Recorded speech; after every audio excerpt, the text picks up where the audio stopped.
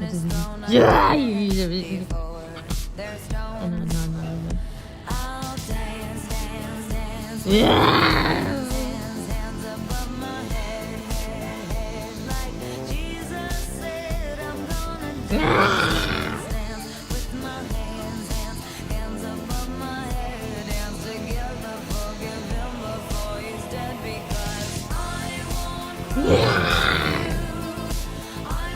เอาคืนไง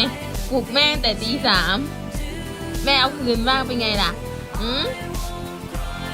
แต่นอนไม่ได้นอนเนี่ยเป็นยังไง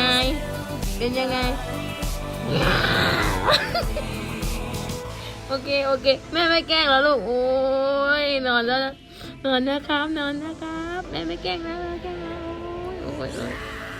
อ้ย